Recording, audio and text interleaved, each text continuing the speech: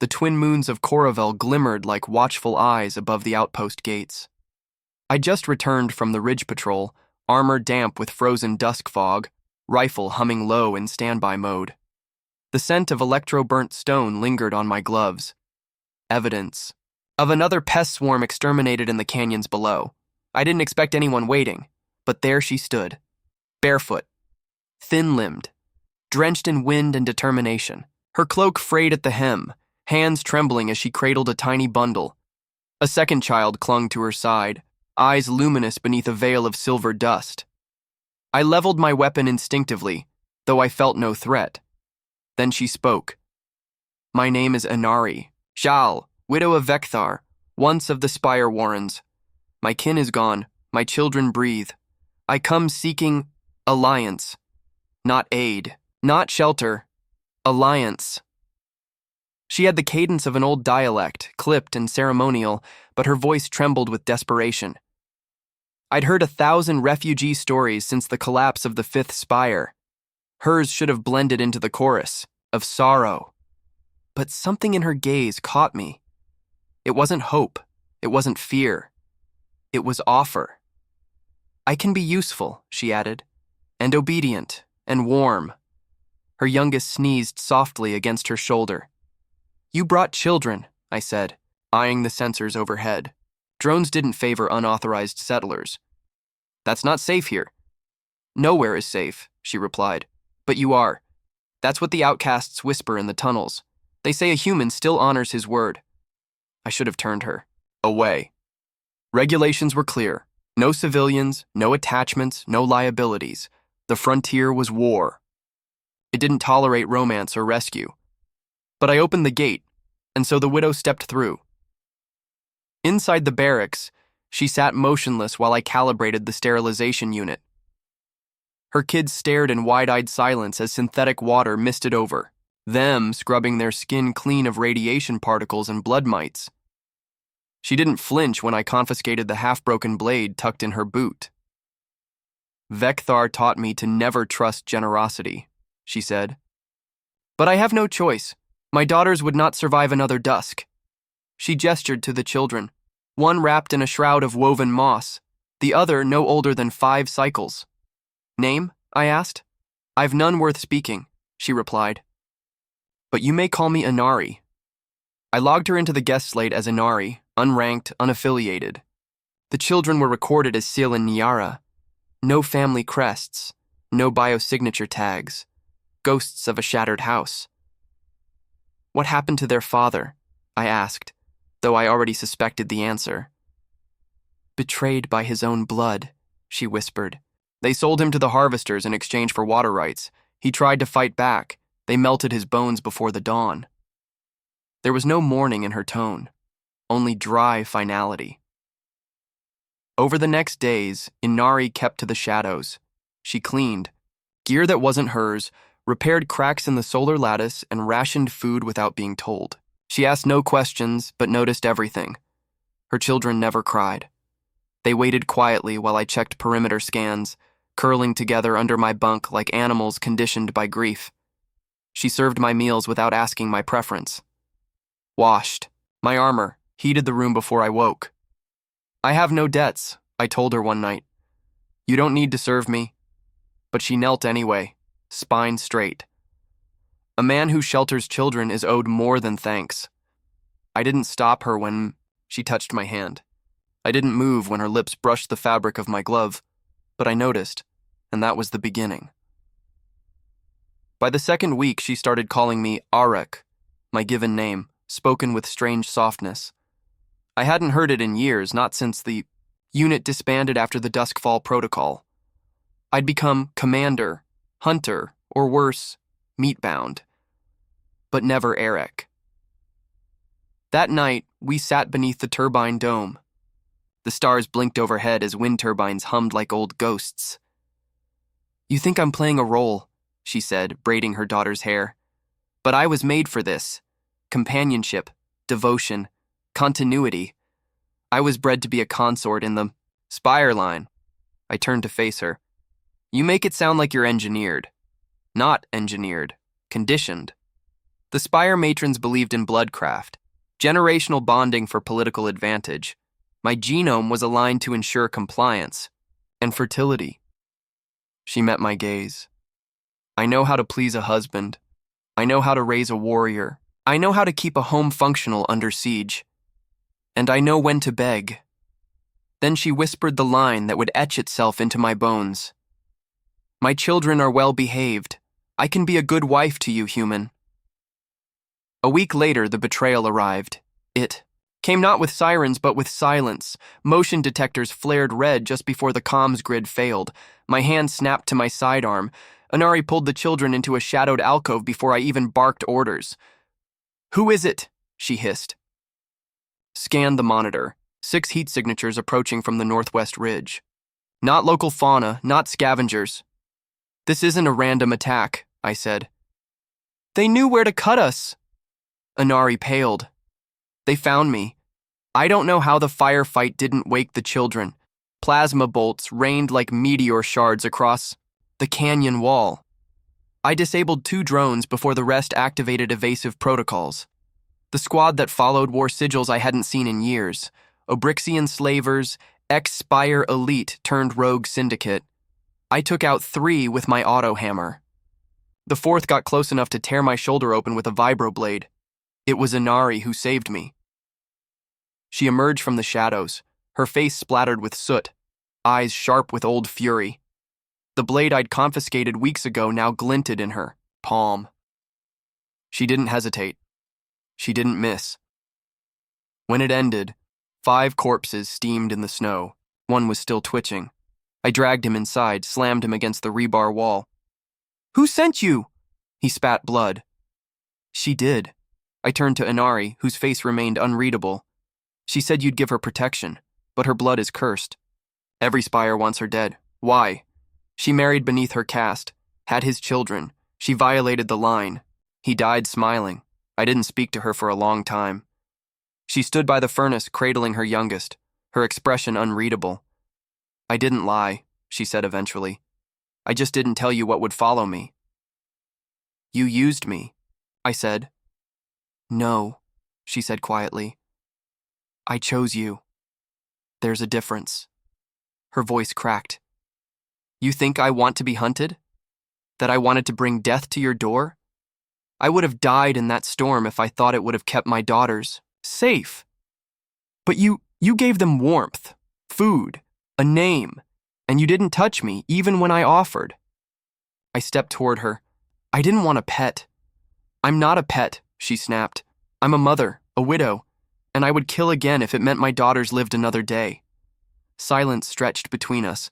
Then I asked the question I didn't know I feared the answer to. "Did you ever love him?" She blinked. "Vekthar was chosen for me. I gave him loyalty. I gave him children. That's all he ever asked." "And me?" She stepped forward, touched the side of my face, bandaged and bruised. Her hand trembled. "You gave me choice. My children are well behaved. I can be a good wife to you, human. Desperate widow's plea. Told in first person with original vocabulary, unique names, no repetition, and heavy cinematic energy." Section 2. Ashes of the Pact. The days that followed felt quieter, but not calmer. We buried the bodies beneath the frost edge of the canyon. No words, no markers, just a shallow trench and a smear of blackened ash. Inari burned their armor while I dismantled the salvaged weapons for fuel cells. Her hands didn't shake, neither did mine. I'd seen death before, but never this close to the ribs of something I cared about. The outpost had been a cage, lonely, disciplined, predictable. Now it was warm at night, loud with small feet, cluttered with humming lullabies from old Spire tongue. And I found myself wishing none of it would stop until the beacon activated. It wasn't ours. Not entirely. An old coded distress flare from a hidden signal tower buried 2 clicks east of the outpost. That model hadn't pulsed since the consortium collapse, long before I arrived on Coravel. Inari saw the blinking light and froze. I thought it was destroyed. What is it? A memory vault, she said. My husband's legacy, buried to protect what they feared. I didn't ask who they were. I already knew. We hiked before first light, Inari strapped in scavenged armor I'd retooled for her frame, the children tucked safely inside a defense pod I left locked inside the outpost's emergency chamber. Snow rose past our knees. The sky bled peach and violet. The signal led us to a fissure rimmed with frost glass. Hidden behind centuries of frozen debris, a narrow stairwell wound downward like a serpent's throat. This used to be a shrine, she said, tracing the edge of the wall. A vault of lineage, all erased now. Then why the signal? Someone wants to be remembered. We descended. The vault smelled like salt and burned copper. Ancient circuitry hummed low inside crystalline conduits lining the walls. A single console remained functional, pulsing faintly, waiting. Inari approached the interface. Her fingers hesitated, then danced across the surface like a pianist recalling an old song. It needs a blood print. She pricked her wrist and pressed it to the pad. A flash. Then, a hologram flared to life. A man appeared, tall, armored in obsidian lace, eyes silver with implanted data circuits. He looked noble, controlled. Vekthar. My daughters, his voice echoed. If you're seeing this, I'm gone. And if you, Inari, see this, then the spire has fallen further than I feared. She gripped my hand without realizing it. I left behind more than blood, Vekthar continued. I left behind a truth they'll kill for. They'll call it treason, but it's freedom. A diagram bloomed in the air. Coordinates, DNA strains, forgotten treaty fragments sealed in biocode. They bred us to be loyal. They lied. We are not what they made us. And our children, they carry the divergence. Inari's breath caught. It's not about me, she whispered. It's about them. We left the vault as the winds rose. Above ground, the sky had changed. A shadow moved across the clouds. No weather pattern, no natural storm. An orbital. Vessel? I checked the scope. It's consortium tech. Old, but still armed. Someone scanning for the vault. Then they know, she murmured. I tapped my communicator, pulled up the satellite grid. No signals outbound. They're jamming comms. We're boxed in. Her gaze sharpened. Then we don't run. We hide them. Back at the outpost, I sealed the children into the emergency bunker, coded the lock to Inari's Genaprint, and loaded every weapon I had. She tried to speak. I stopped her. I won't let them take what matters. Neither will I, she replied. Then she kissed me. No ceremony, no strategy. Just fear. Just fire. It tasted like farewell. They came fast. Drop units tore through the sky, engines screaming against the vacuum as anti-grav boots pounded the snow. 9 in total. Heavy armor, not slavers, not pirates. Purge squad. They didn't knock. I met the first one with a shock spear to the throat. The second disintegrated when Inari tossed a core fragment beneath his chest plate. We fought like wolves, silent, synchronized, merciless, but they kept coming. Get to the tunnel, I shouted, blood trickling down my arm. No. You run. I'll hold the hatch. Inari, they want me. I'm the breach. You are the anchor. She turned to me, eyes blazing. Protect them. That's all I ask. Then she slammed the blast door shut before I could stop her. I carried the children through the ice tunnels, my breath fogging behind the helmet's filter. Nyara cried softly. Seal held her hand, silent as always. Explosions thundered above us. The mountain shuddered. I didn't look back. Hours passed. Hours. The emergency outpost blinked on my nav screen, an old recon shelter buried in the glacier bed. Untouched since the first terraforming crews abandoned it, I keyed in my override code. The door hissed open, safe. For now. I didn't sleep. I couldn't. Sat against the wall, cradling my rifle, watching over 2 small forms curled beneath thermal sheets. Inari didn't follow. By the third day, I accepted what that meant, but I didn't mourn her. I waited. On the sixth night, just as the blizzard rose and the emergency scanner detected no incoming threats, a message pinged across my private channel. Encrypted, scrambled, but hers. I decoded. Arek. Alive. Taken. They want the map. I won't break. Don't come for me. Protect our daughters. Then a second line, barely visible beneath the encryption layers. But if you must come, burn them all. And that was when I stopped. Being a bystander. They made a mistake taking her. They made a worse one leaving me alive. We made our camp among the shattered trees of Drenval Reach, a skeletal forest stripped bare by orbital flame decades ago. The branches were charred bones, clawing the sky like they still remembered the fires that took them. I barely recognized myself anymore. Not just in the mirror's reflection, but in the way I moved, thought, feared. This wasn't survival. This was war. The children had stopped asking about their mother. That frightened me more than anything. Syl spoke only in drawings now, charcoal, lines across the walls of the cave we used for shelter, images of Inari kneeling beneath black stars surrounded by metal vultures. Niara had stopped speaking altogether. Her gaze wandered between shadows like she expected one to speak. The silence screamed in every corner. Then the drone returned. Small, barely the size of my hand, but marked with the sigil of a faction I thought. Long dead, the crimson hourglass of the Thren Syndicate, not Ferric. Worse. Where Ferric agents erased bloodlines, Thren collected them, and they had Inari. I activated the drone's captured memory log. A figure appeared, cloaked in shimmering data fabric, eyes glowing blue behind a face mask. My name is Dr. Quen Zale, the voice said. If you're receiving this, then the woman you lost remains biologically viable. She is in our care. Care. What a hideous word. Her offspring carry irregular gene splits, valuable, forbidden.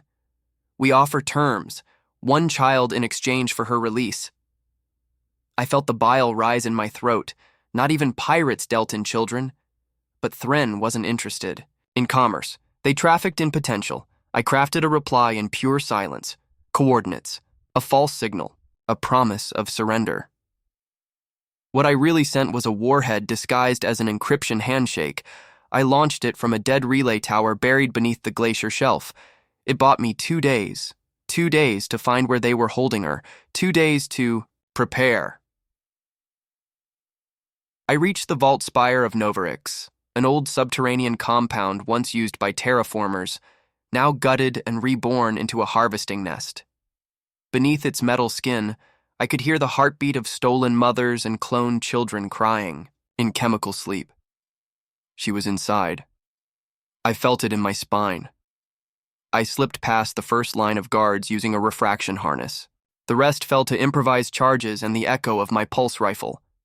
In the chamber where they stored the primaries, I found her, not asleep, not broken. Training. They'd plugged her mind into a neural matrix, teaching her their methods, not realizing she was learning how to break them. Her eyes met mine, wide but unafraid. "You're late," she whispered. "You're beautiful," I whispered back. We didn't embrace. There wasn't time. We ran through corridors dripping with memory fluid, past tanks filled with twitching limbs and half-formed things. I shut my mind to them, but she didn't. "They're making new hybrids," she said coldly, "using my sequencing. The girls are next." "Not if I burn this place down first." We fought side by side, her with a cryobow salvaged from the lab walls, me with a sonic cutter and nothing left to lose. We didn't speak again until we reached the control node. She turned to me. "If you..." "Activate the override," she said. "Every stored genome here, every corrupted child, every clone, every AI-linked ghost will be deleted." "Good. But so will I." I froze. "What?" "My core's linked. They hardwired me into the system. There's got to be another way." She smiled, bitter. There never was. Then Niara's voice came through the stolen comlink. "Mom?" Inari's eyes widened. "I told her not to use it," I shouted, but the voice came clearer. Mom, we can come to you now? Seal's voice followed louder. I fixed the crawler. I followed your map. Inari's hand shot out. Tell them to go. Back. I looked to her, then the screen, then her again. No. You have to. I said no. Then I raised my sidearm, aimed it at the control node, and blew the console apart. Sparks rained. Alarms shrieked. The neural feeds severed. Inari dropped like a cut puppet. I caught her before she hit the ground. She blinked, dazed, confused. Why? She whispered. You told me once, I said, that I could have left you. She gave a half smile.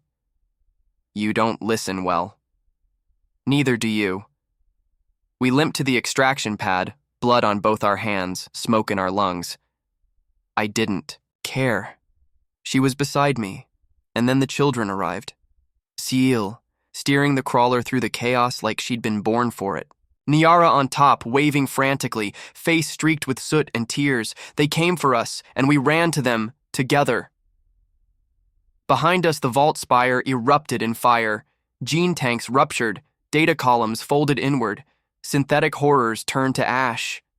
I watched it all burn. And for the first time in years, I smiled. Not because I won, but because I'd chosen to. That night, back in the shelter, Inari lay beside me beneath a blanket stitched from parts of our uniforms. Tell me the truth, she murmured, staring up at the rock ceiling. About what? Why you stayed? I turned to her. I didn't stay, I said softly. I fought. Because you were worth fighting for. She traced the edge of my jaw. And if I asked you again? Ask. She whispered, will you be their father? I didn't speak. I just kissed her. And in the silence after, I held her tighter than I ever had. I never imagined peace would feel like this. No grand parades, no banners, just silence. Honest, unthreatening silence. After years of surviving, of hiding, of watching the stars for predators, we had finally stopped running. But the universe doesn't forget you so easily. We built a home atop the wind-blown plateau of Kelmaroon's cradle, once an orbital crash site, now a quiet garden of iron bones and ivy. The wrecked hull of a forgotten colony ship became our shelter. Inari reprogrammed the old servobots to cultivate soil. I welded together defenses, discreet, invisible, enough to hold off ghosts. Nyara planted fruit trees. Seal trained with a bow she crafted herself. They never called me father. They didn't need to. They just sat beside me when the wind howled. They just stayed. Inari moved through the days with a light I hadn't seen since before the ferric hunts. She smiled at nothing. She hummed while stitching broken drone parts. And, at night, she curled into me like her bones only fit beside mine. I dream of a house made of wood, she told me one evening, eyes half-lidded, with real windows, and a door that sticks in the summer. We'll build it, I said. With what? She laughed. Whatever remains. We tried to forget the past, but the past didn't forget us. It started with a signal, a low-band transmission. Buried beneath the comm noise, an old consortium cipher used only for black site clearance. But this wasn't military. It was personal. Designation, Unit Harrow. Target reacquired. Prepare extraction. Orders remain. It was about her. They hadn't known where she was. Until now. That night, I buried the children's drawings in the soil, softly, reverently, like seeds. Then I retrieved the last weapon I'd promised never to lift again, the Helix Drive cannon. A relic of old Earth's last war. Inari appeared at the door. You knew this would come, she said. Didn't you? She didn't answer. Just walked to me and laid her hand over mine. Then we choose how it ends. We moved fast. Booby-trapped every path to the plateau. Rerouted the air filtration vents to release sedative gas on intrusion. Modified the defense. Bots to recognize only 4 biosignatures.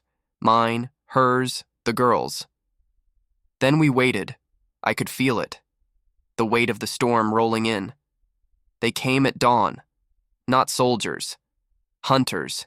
Gene thieves wrapped in cloaking suits.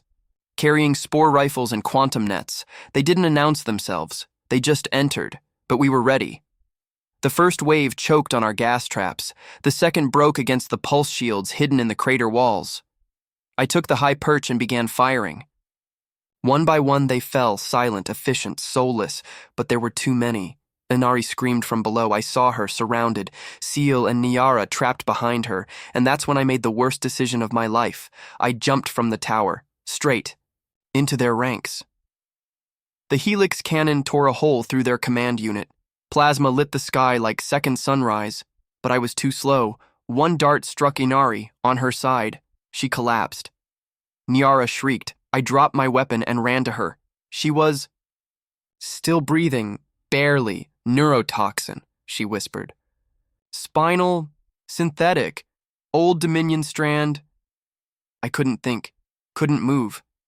Nyara grabbed my hand. Save her. Seal pressed a blood-soaked cloth to her mother's ribs. We can't lose her now. Inari pulled me close. There's one left in the vault? Old medcore, locked behind my codes? I nodded. Take care of them, she said. You'll say that yourself. No, she murmured. You will. Through me. I carried her limp body into the vault, breath shallow, heart beating like a war drum, found the med core buried beneath broken cryo tanks and rusted exosuits. Her codes worked. The machine hissed. Open. I placed her inside and activated the sequence. She didn't die. Not exactly. The machine preserved what was left. Cellular memory, neural mapping, emotional threads, all fed into an organic processor.